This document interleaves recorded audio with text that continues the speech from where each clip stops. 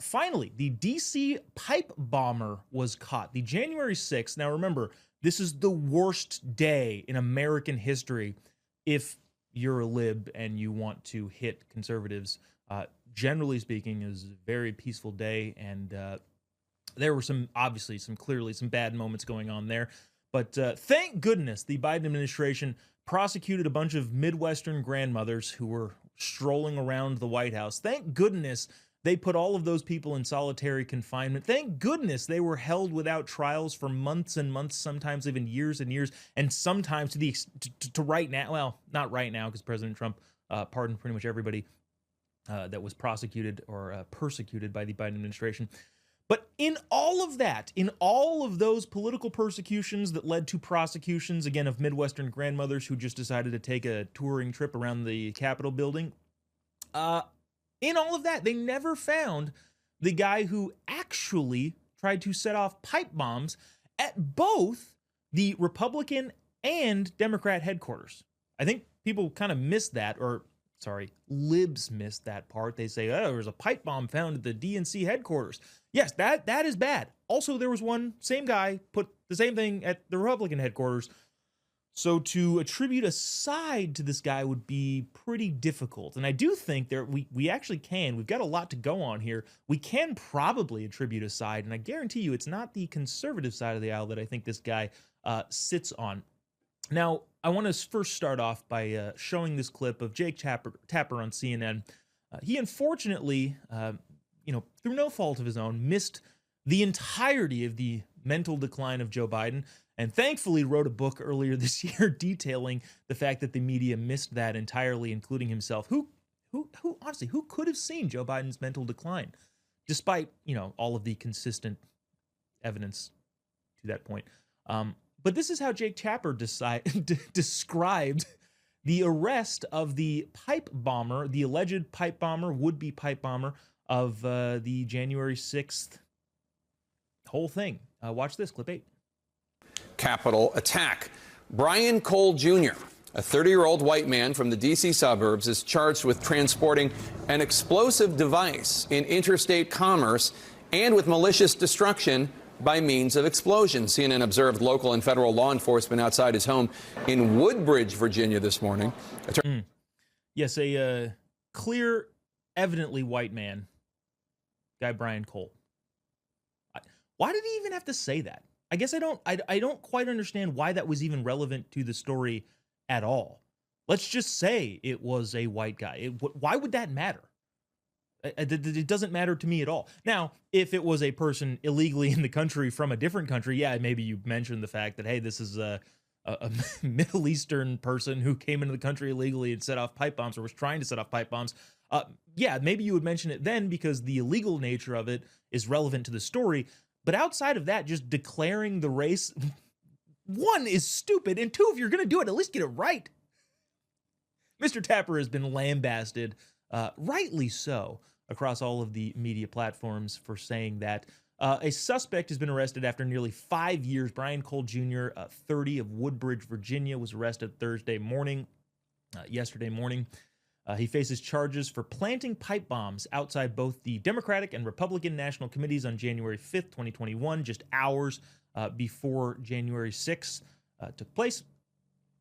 Cole made his initial appearance Friday afternoon in D.C. federal court. If convicted on the current 2 counts, he faces between 15 and 30 years in prison, which in my opinion is far too short.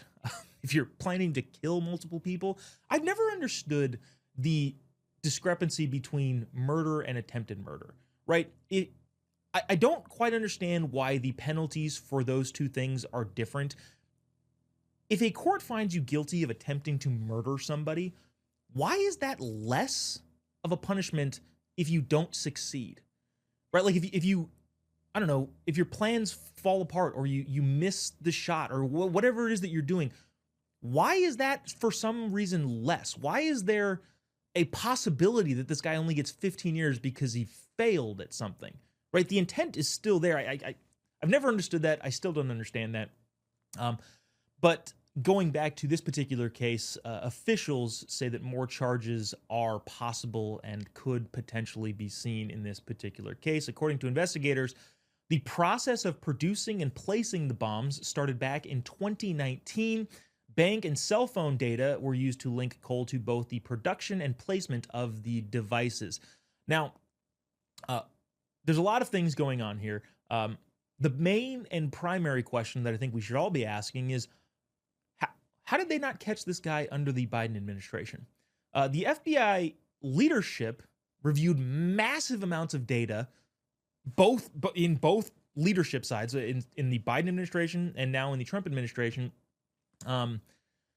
Investigators examined 3 million lines of evidence, and thankfully, Deputy Director Dan Bongino led the effort to re-examine every single piece of evidence, which led to the arrest of the alleged January 6th pipe bomber.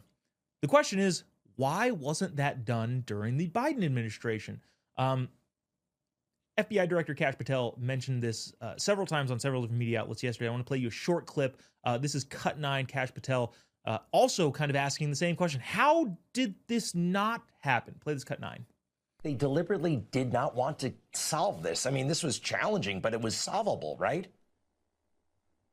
In my opinion, the prior administration either was completely incompetent or intentional in their weaponization of justice and law enforcement. And we know they have a track record of the latter with Arctic Frost and Russiagate and so many else. So I put this in that folder.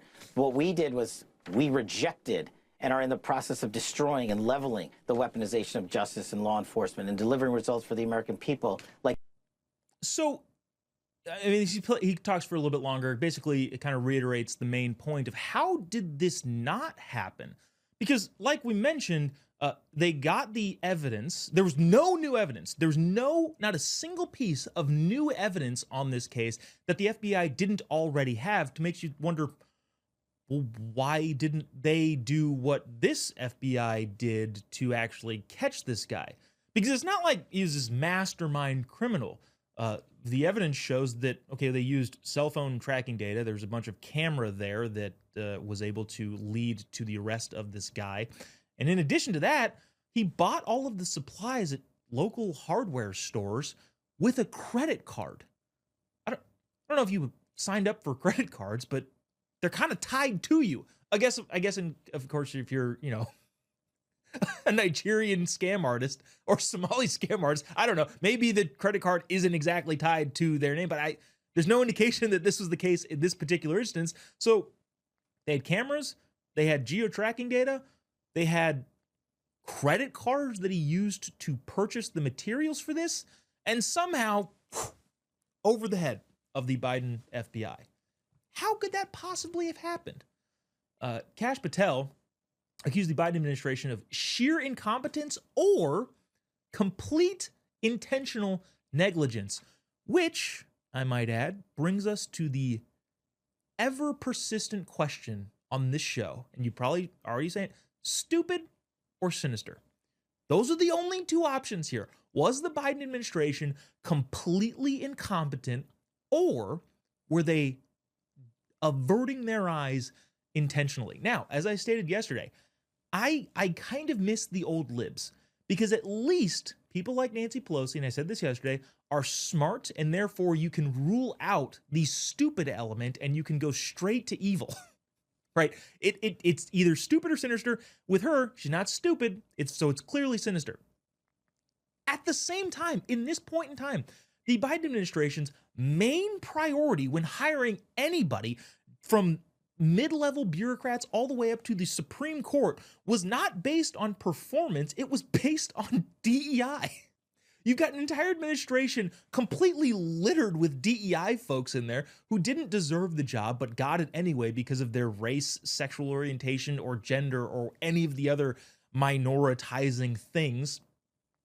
All of those people got jobs, and therefore it's difficult to differentiate between whether or not, hey, this was a sinister plot to say, hey, this guy actually might not have been a conservative. He actually looks like he was a lib. His family owned a bail bond center, and they allegedly specialized in immigration bail bonds, so it doesn't really shout conservative, really. It kind of means lib. So you have that, which would make a lot of sense. except for the fact that Joe Biden hired people who could have been sniffing burnt tires. I don't know. Who knows? Who knows what? Who knows if this is a completely stupid and incompetent or more sinister approach? Hopefully, we'll find out some of the answers to this question, why the Biden FBI was not able to track down a guy who we had a ton of data on. There was no new evidence. I think the more broad point here to be made is that leadership matters. The FBI, under the new leadership of Kash Patel and Dan Bongino, who Dan Bongino has been saying, we've got to do more on this particular case. Bongino has come out and said that they are pretty comfortable they have their guy.